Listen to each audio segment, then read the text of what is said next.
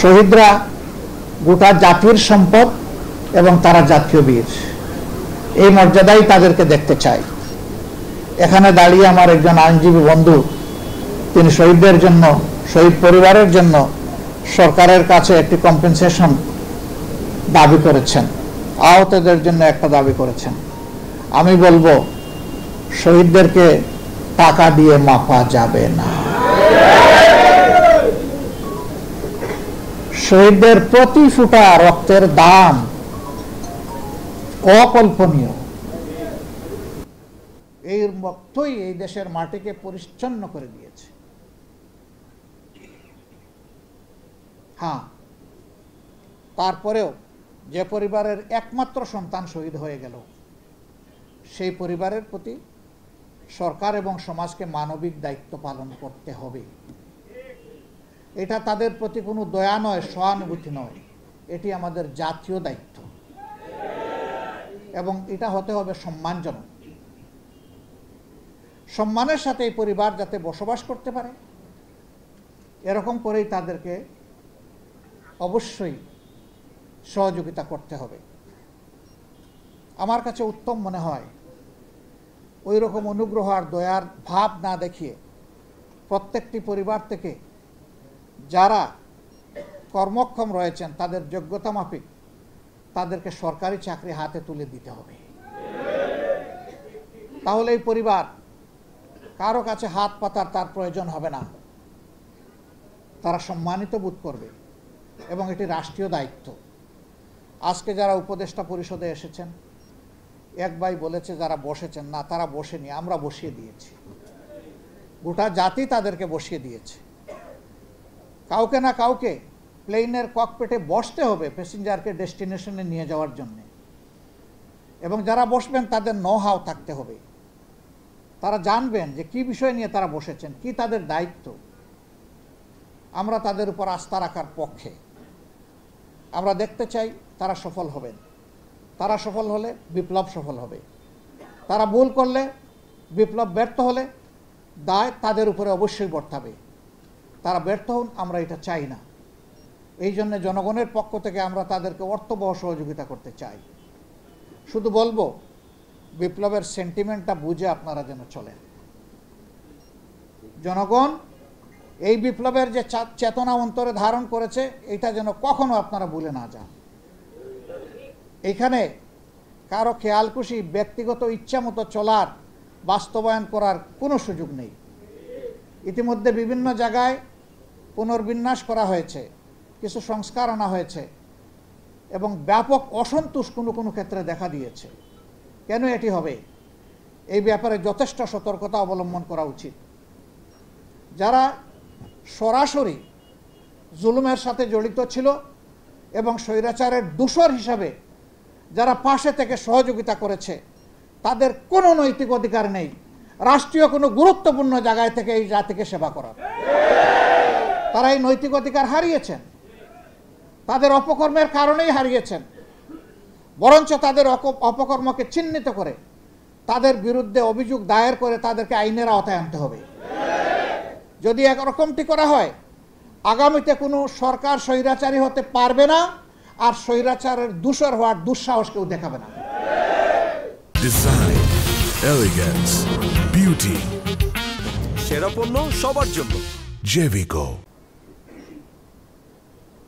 সংগ্রামী ভাই ও বোনেরা, আপনারা যোদ্ধা। বলা হয় যে আইনি লড়াই, লড়াই কে করে? যে যোদ্ধা সেই তো লড়াই করে। এই যুদ্ধের ব্যাপারে আল্লাহ তাআলার ফায়সালা কি? আউযু বিল্লাহি মিনাশ শাইতানির রাজিম। আল্লাহু ইয়া'মুরুকুম বিল আদলি ওয়াল ইহসান। আল্লাহ তাআলা হুকুম করছেন, নির্দেশ দিচ্ছেন, তোমরা যেন সমাজে ন্যায় বিচার এবং সম্প্রীতি স্থাপন করো। ন্যায় বিচারটা আগে এসেছে, ইহসানটা পরে এসেছে। ইহসান কারো দাবি নয়, কারো অধিকার নয়। ইহসান কাউকে অতিরিক্ত ভালোবাসা অথবা তার কল্যাণ কামনা করা, কিন্তু ন্যায় বিচার এটা আমার প্রাপ্য। এই যে গণহত্যা হয়ে গেল, এই গণহত্যাকারী যারা, এর মাস্টার মাইন্ড যারা, সুপ্রিম কমান্ড রেসপন্সিবিলিটি যাদের উপর পড়ে, এবং যারা গণহত্যা সংগঠন করেছেন পারপিট্রেটর হিসাবে তাদের সকলকে আইনের আওতায় আনতে হবে। আমরা আইন হাতে তুলে নেওয়ার পক্ষে নই। প্রতিহিংসার রাজনীতি আমরা চাই না, প্রতিশোধের রাজনীতিও আমরা চাই না, কিন্তু অন্যায়ের প্রতিকার আমরা চাই। সমাজে ন্যায় বিচার প্রতিষ্ঠিত হোক, তা আমরা চাই। এরা যদি রক্ষা পেয়ে যায় তাহলে আগামীতে এই রাস্তা খোলা থাকবে। আর কিছুদিন পরপরই এইরকম গণ অভ্যুত্থানের প্রয়োজন হবে। আমরা আল্লাহর কাছে দোয়া করি এটি যেন বাংলাদেশের জনগণের জন্য শেষ গণ অভ্যুত্থান হয়, আর যেন এত রক্ত ঢেলে দেওয়ার প্রয়োজন না হয়। সংগ্রামী ভাই বোনেরা, এখানে সাংবাদিক সমাজ আছে, তারাও নির্যাতিত হয়েছেন, দেশে হয়েছেন, বিদেশে হয়েছেন। বিদেশেও সন্ত্রাসী গুন্ডা লেলিয়ে দেওয়া হয়েছে। আমি স্বচক্ষে একবার এটা প্রত্যক্ষ করার সুযোগ আমার হয়েছিল। আমি ইংল্যান্ড থেকে ফিরবো হিথ্রো এয়ারপোর্টে, দুইজন মানুষ ছায়ার মতো আমার সামনে যায় একবার, পিছনে যায় একবার, ডাইনে একবার, বায়ে একবার। আমি ডাকলাম, ডাকিয়া বললাম যে আর ইউ বাংলাদেশি? বলে ইয়েস। Are you Angel?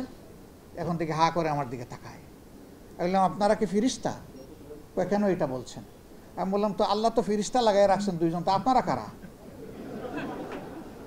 একবার ডাইনে দেখি, একবার বামে দেখি, একবার সামনে দেখি, একবার পিছনে দেখি, আপনারা কারা? কিছু বলে না। আমি বললাম আপনারা কি বাংলাদেশ মিশনে এখানে আসেন? কয় জি। তা আমি বললাম যে আপনাদেরকে তাইলে আমার পিছনে লাগিয়ে দেওয়া হয়েছে নাকি? কিছু বলে না। আমি বললাম যে দেখেন, আপনাদের এই ঘোরাঘুরি আমারও পছন্দ এবং এটা অভদ্রতা। আমাকে ছেড়ে দেন, আমার পাশে ঘুরবেন না, যা পারেন ইচ্ছা করেন। আমি দেশের একজন নাগরিক। আমি আরেকটা দেশে গিয়েছি আমি ট্রাভেল করতে, সেখানে আমার সাধারণ একটা মানুষ আমার পিছনে লাগাই দেওয়া হয়েছে দুইজনকে। এইভাবে দেশে কিংবা বিদেশে বাংলাদেশের কোনো মানুষ, হোক সে স্বদেশী, হোক সে প্রবাসী, হোক সে নিবাসী, সকলের শান্তি কেড়ে নেওয়া হয়েছিল। একজন সাংবাদিক বিদেশ থেকে অন্যায়ের বিরুদ্ধে প্রতিবাদ করেছেন, তার পরিবারের সদস্যকে হেনস্থা করা হয়েছে দেশের বুকে। মা বোনদেরকেও রেহাই দেওয়া হয়নি, তাদের ইজ্জত নিয়ে টানাটানি করা হয়েছে। আমরা নিন্দা জানাই। ক্ষমতায় বসা একজন বলতেন আমি মাদের কষ্ট বুঝি। তিনি বলতেন যে আমি মা হারিয়েছি, বাপ হারিয়েছি, আমি এরকম সন্তান হারা মা বাপের কষ্ট বুঝি। কিন্তু প্রমাণ তো পেলাম না। আপনি শেষ মুহূর্তেও তো লাল চোখ দিয়ে খুনেরই নির্দেশ দিয়ে গেলেন। শেষ মুহূর্ত পর্যন্ত আপনি কামড় দিয়ে চেষ্টা করলেন মানুষ খুন করে যত হাজার হোক, লাখ হোক, আপনাকেই ক্ষমতায় থাকতে হবে। কেন আপনাকেই থাকতে হবে? কেন? আপনারা বলতেন যে আমরা দেশকে উন্নয়নের রোল মডেল বানিয়েছি বিশ্বের বুকে, বিশ্ব এখন আমাদেরকে হিংসা করে আমাদের উন্নয়ন দেখে। আরও বলতেন আমরা এখন উন্নয়নের মহাসড়কে, মোটরওয়েতে আমরা উঠে গেছি। আজকে কি অবস্থা জাতির? সবগুলা ব্যাংক, আর্থিক প্রতিষ্ঠান একদম ফুকলা এবং ধ্বংস করা হয়েছে। বাঘ বাটুরা করে মা খালা ভাই বোন সবার মধ্যে বানরের পিঠা ভাগাভাগি করা হয়েছে। আজকে মাঝে মাঝেই শুনতে হয় ব্যাংকের সর্বোচ্চ গার্জিয়ান ব্যক্তিটি বলেন যে কোনো সময় কয়েকটা ব্যাংক বন্ধ হয়ে যেতে পারে। কাদের কারণে? এরা কারা? প্রত্যেকটি দেখবেন যে শাড়ির নিচে লুকানো ছিল। এদেরকে ইমিউনিটি দেওয়া হয়েছে। সবচাইতে বড় ডাকাতের ব্যাপারে কোনো তদন্ত যাতে না হয়, সুপ্রিম কোর্ট কিভাবে তার উপরে এমবার্গো দিল আমরা বুঝলাম না। তার বিরুদ্ধে কোনো তদন্ত চলবে না। এটা কি কোনো কোর্ট? এটা তো টেনিস কোর্ট নয় যে আপনি জাতিকে নিয়ে খেলবেন। এটা তো অ্যাপেক্স কোর্ট। এখানে তো আইন অনুযায়ী চলবে, কিন্তু আইনকেও দালালির চরম সীমায় নিয়ে যাওয়া হয়েছিল। এই জন্য আইন অঙ্গনে দাঁড়াই একজন বিচারপতি বলতে পারেন যে আমরা শপথবদ্ধ রাজনীতিবিদ। আপনার যদি রাজনীতি করার ইচ্ছা থাকে তো আপনি ওই গাউনটা ছেড়ে চলে আসেন। আপনি বেঞ্চে বসেন কেন? আপনি বারে এসে বসেন। বারে থেকে আপনি রাজনীতি করলে আপনাকে কেউ নিষেধ করবে না, কিন্তু যতক্ষণ পর্যন্ত আপনি বেঞ্চে বসে থাকবেন আপনি কথা বলার কোনো অধিকার রাখেন না। এর বিরুদ্ধে আইনজীবীরা যারা প্রতিবাদ করেছিল মামলা তাদের বিরুদ্ধে হয়েছে, যেখানে এই বিচারপতির 1 সেকেন্ড এই কথা বলার পরে তার আসনে বসার নৈতিক এবং আইনগত বৈধতা তিনি হারিয়েছেন, তার চলে যাওয়া উচিত ছিল। তাকে প্রোটেকশন দেওয়া হয়েছে, আর প্রতিবাদ যারা করেছেন অন্যায়ের তাদের বিরুদ্ধে মামলা দায়ের করা হয়েছে। সবসময় আমরা শুনতাম বিচার বিভাগ স্বাধীন, আমরা শুনতাম কেউ আইনের ঊর্ধ্বে নয়, আইন সবার জন্য সমান। এখন একটু সমান হবে ইনশাআল্লাহ। আইনটা কেমন সমান তখন তো বুঝেন নাই, এখন যার যার প্রাপ্য ন্যায় অনুযায়ী আপনাদের বোঝা উচিত আমরা মনে করি। তবে হ্যাঁ, আমরা যে কোনো জুলুমের বিরুদ্ধে। মামলা যারা করবেন তাদের প্রতি আমাদের অনুরোধ, বুঝে শুনে করবেন। একটা মানুষকে অন্যায়ভাবে মামলার আসামি বানাবেন না। 100টা পাপীর সাথে একজন নিষ্পাপ মানুষকে যদি জুড়ে দেন আপনি চরম জুলুম করলেন। এই কাজ করা হোক এটা আমরা চাই না। মামলা নিয়ে কোনো অন্য কিছু করা হোক এটা আমাদের একেবারেই অপছন্দ। এই জন্য আমরা আমাদের প্রিয় সংগঠনকে বলেছি, যদিও আমরা সবচেয়ে বেশি মজলুম, কিন্তু এই ক্ষেত্রে আমাদেরকে চরম সতর্কতার পরিচয় দিতে হবে। এক আল্লাহকে ভয় করে কোনো মানুষের হক যাতে নষ্ট না হয় সেই দিকে খেয়াল রেখে কেউ যদি মামলা করেন আমরা তাদেরকে সর্বাত্মক আইনি সহযোগিতা দেবো ইনশাআল্লাহ। তাদের পাশে থাকব, তাদের পাশে থেকে সমান তালে লড়াই করব। কিন্তু আমরা যদি লক্ষ্য করি কেউ মতলব হাসিলের জন্য অন্য কিছু করছেন, আমরা তার সাথে নেই। কথা আমাদের একদম সাফসফা। সম্মানিত আইনজীবী বন্ধুগণ, ভাই ও বোনেরা, আপনারা যে জায়গাটায় বসে আছেন আপনারা আগুনের উপর দাঁড়িয়ে আছেন। নিচে আগুন, সামনে জান্নাত। আল্লাহ রাব্বুল আলামিন যাদেরকে অগ্রিম জান্নাতের সুসংবাদ দিয়েছেন, ইয়ামুত তালাকে, ময়দানে হাসরে যেদিন কোনো ছায়া থাকবে না, মানুষগুলা নিজের ঘামে ডুবতে থাকবে, সাঁতরাতে থাকবে, সেদিন 7 সম্প্রদায়ের মানুষের জন্য সুসংবাদ। এর মাঝে প্রথমেই বলা হয়েছে ন্যায়পরায়ণ বিচারক। আর বিচারের 2টি পার্ট, একটি বেঞ্চ আর একটা বার। এই 2টা মিলেই বিচার। বার ছাড়া কোনো বিচার নাই, বেঞ্চ ছাড়াও কোনো বিচার নাই। সুতরাং 2 জায়গায় আদল করতে হবে। আল্লাহ তাআলা আপনাদের যে সুযোগ দিয়েছেন এই সুযোগের সদ্ব্যবহার করতে হবে, অপব্যবহার করা যাবে না। দুনিয়ার কোনো লোভে, অর্থের লোভে, পদের লোভে, পদের গরমে, অর্থের গরমে কাউকে হ্যারাস করা যাবে না। নৈতিক এই মানদণ্ড অবশ্যই বহাল রাখতে হবে। বিশেষ করে বাংলাদেশ জামাতে ইসলামীকে যারা ভালোবাসেন, যারা সমর্থন করেন, এই সংগঠনের সাথে মিশে যারা কাজ করেন, তাদের কাছে আমাদের আন্তরিক অনুরোধ যে এই বিষয়ে আপনারা সত্যের উপর অবিচল থাকবেন এবং সত্য থেকে এক চুল পরিমাণ আপনারা নড়বেন না। তাহলে ইনশাআল্লাহ আপনারা সত্যকে আদালতে প্রতিষ্ঠিত করতে পারবেন এবং আদালত আদলের উপরে প্রতিষ্ঠিত হবে ইনশাআল্লাহ। কিন্তু সবাই যদি নড়ে যায় যে ঠিক আছে অন্যরাও নড়লো, আমি একটু কম নড়লাম, তাইলে সবই নড়ে গেল, আর কিছুই বাকি থাকলো না। এখানে কম বেশির কোনো ব্যাপার না। নড়ছেন তো আপনি নড়েছেন, আপনাকে অটল থাকতে হবে, এই জায়গাটায় ধৈর্য ধরতে হবে। মামলা মোকদ্দমার ব্যাপারে এখানে কোনো দাবি আমি জানাবো না। দাবি জানাতে হবে কেন? যাদের ত্যাগের বিনিময়ে, যাদের বিরুদ্ধে অসংখ্য অজস্র মিথ্যা মামলা দায়ের করে হ্যারাস করা হয়েছে, এখন তো সরকারের উচিত তাদের ওই হ্যারাসকারীদের বিরুদ্ধে এখন মামলা দায়ের করা। আর যে সমস্ত হয়রানিমূলক রাজনৈতিক মামলা করে মানুষকে কষ্ট দেওয়া হয়েছে,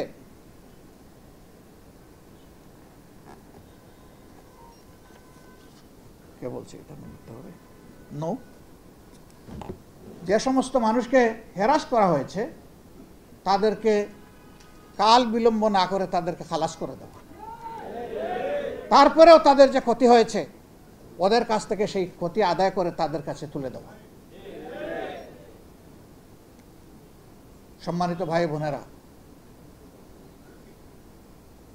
এই সরকারের কাছে অনেক প্রত্যাশা মানুষের, কিন্তু সব প্রত্যাশা যদি অনির্বাচিত একটা অন্তর্বর্তীকালীন সরকারই পূরণ করে দেয় তাইলে নির্বাচিত সরকারের দরকারটা কি? এবং তারা কি পারবে? এটা তাদের যৌবনে তারা এটা পারবে না। এই জন্যে রাজনৈতিক দলগুলোর মধ্য থেকে দাবি উঠেছে যে নির্বাচনের রোডম্যাপ দিতে হবে। আমরা বলছি একটা রোডম্যাপে হবে না, দুটা রোডম্যাপ দিতে হবে। প্রথম রোডম্যাপটি হবে সংস্কারের, কি কি বিষয়ে সংস্কারের কাজ উনারা করবেন এবং তার টাইমলাইনটা কি হবে, সময়সীমা কি হবে, এটা হবে একটা রোডম্যাপ। এটা যদি সফল হয় তাহলে দ্বিতীয় রোডম্যাপটাও সফল হবে। প্রথমটা যদি সফল না হয় দ্বিতীয়টার কোনো প্রয়োজনই নেই, ওটাতে কিছুই হবে না। আর প্রথমটা ঠিক করার জন্য অবশ্যই এই ব্যাপারে অংশীজন যারা আছেন, রাজনৈতিক স্টেক হোল্ডার আছেন, সিভিল সোসাইটি আছেন, আরও এইরকম যারা আছেন, তাদের সাথে বসতে হবে, বসে সেটেল করতে হবে, ঐক্যমতে আসতে হবে যে এই বিষয়ে সংস্কার হবে এবং এই টাইম লাইনের ভিতরে সংস্কার হবে। এই কাজগুলা যদি তারা করেন তাহলে তাদের নাম ইতিহাসে সোনার অক্ষরে লেখা থাকবে ইনশাআল্লাহ। কিন্তু এইখান থেকে যদি চুল পরিমাণ তাদের কোনো বিচ্যুতি ঘটে তাহলে জাতির সর্বনাশ তাদের হাত দিয়েই হবে। আমরা আশঙ্কা থেকে বাঁচতে চাই এবং আশাবাদী হয়ে থাকতে চাই। এই জন্যে আমরা আহ্বান জানাবো অনতি বিলম্বে তারা সংস্কারের বিষয়টা নিয়ে ডায়ালগ ওপেন করে এর একটা উপসংহারে উপনীত হবেন এবং তখন তারা সেইভাবেই আগাবেন। যদি এই রোডম্যাপ ধরে সংস্কার আগায়, আমরা বিশ্বাস করি মাসের পর মাস খুব বেশি প্রয়োজন হবে না, একটা সুনির্দিষ্ট সময়ের মধ্যে এটা সম্ভব। এইটা যখনই একটা পূর্ণতার পর্যায়ে পৌঁছে যাবে সাথে সাথে নির্বাচনী রোডম্যাপ দিয়ে দিতে হবে, আর দেরি করা যাবে না। কারণ নির্বাচনের দিকে যাওয়ার মানেই হচ্ছে গণতন্ত্রের দিকে ফিরে আসা। দেশে তো গণতন্ত্রকে জবাই করা হয়েছে, একটা টার্ম চালু করা হয়েছিল উন্নয়নের গণতন্ত্র। আমি ভাই দুনিয়ার কথা ওইটা শুনি না। গণতন্ত্র গণতন্ত্রই, উন্নয়ন রাষ্ট্রের দায়িত্ব, এটা কোনো দয়া নয়। নাগরিকদের ট্যাক্সের টাকায় এবং দেশের প্রয়োজনে ঋণ করা টাকায় দুইটাকে সমন্বিত করে জনগণ তার কাঙ্ক্ষিত উন্নয়ন পাবে, এটা জনগণের অধিকার আর এটা সরকারের দায়িত্ব। আমাদের একটা ব্যাড কালচার আছে, জনগণের টাকায় আমরা বিভিন্ন ধরনের স্থাপনা তৈরি করি আর ওখানে আমার বাপের নামটা টানিয়ে দিই। টানান, একটার জায়গায় 10টা টানান, আপনার সম্পত্তি বিক্রি করে টানান। জনগণের টাকায় যদি কোনো নাম দিতে হয় তাহলে জনগণ যা পছন্দ করে তাই দিতে হবে। হ্যাঁ, জাতীয় বীরদেরকে সম্মানিত করার এই প্রভিশন সভ্য জগতে রয়েছে, সেইটা সম্মানের সাথে হতে হবে, যেখানে সেখানে নয়, সর্বত্র নয়, সব কিছুতে নয়। সেটাও হতে হবে পরিমিত পরিমাণ এবং যথাস্থানে যথাযথভাবে। আর পালা বদলের সাথে সাথে নাম বদলের এই কালচার, এটাও কোনো ভালো লক্ষণ না। এমন নাম আমি কেন দেব যে নাম পালা বদল হলেই নাম বদল হয়ে যায়? নাম এমনভাবেই দেওয়া উচিত যত পালা বদল হোক নাম তার সম্মানের জায়গায় থাকবে ইনশাল্লাহ। যখন এইটাকে যৌক্তিকভাবে বস্তুনিষ্ঠভাবে করা হয় তখন নামের উপর কেউ হাত দেয় না, কিন্তু যখন মতলব হাসিল করার জন্য করা হয় তখন কিন্তু এই বিপত্তি ঘটে। আমাদের সমস্যা হলো নির্বাচনের আগে আমরা হাত জুড়ে মাপ চাই, সবার সাহায্য চাই, অমুক ভাইয়ের চরিত্র একেবারে গোলাপ ফুলের মতো পবিত্র, সাদা গোলাপ, লাল গোলাপ, সব গোলাপ। কিন্তু যখনই তিনি জনগণের ম্যান্ডেটটা নিয়ে নিলেন তখন আর তিনি সেবক হলেন না। আবার অনেকে স্লোগানও দেয়, রাজনীতি আমার উত্তম সেবা, সেবাই আমার রাজনীতি, সেবাই আমার ধর্ম, অনেক সুন্দর সুন্দর স্লোগান দেয়। কিন্তু যখনই গেলেন তখনই তিনি আর সেবক থাকেন না, তখন তিনি মালিক হয়ে যান। আর আমরা বেচারারা সবাই হয়ে যাই তাদের প্রজা। প্রজারও একটা মর্যাদা থাকে, ওইটাও পাই না। আধুনিক দাসে তারা আমাদেরকে পরিণত করার চেষ্টা করেন। এই দাসত্বের শৃঙ্খল ভাঙতে হবে। বিগত এই বৈষম্য বিরোধী আন্দোলনে ছাত্র যুবকরা নেতৃত্বের পুরোভাগে ছিল, কিন্তু গোটা জাতি তাদের সাথে ছিল। একজন মা তিনি বলেছেন, কারো দাস হয়ে দেশে বাঁচতে চাই না। আরেকজন মা কুলে 1.5 মাসের শিশু নিয়ে এসেছেন। সাংবাদিক বন্ধু প্রশ্ন করেছে, মা এ কি করলেন আপনি?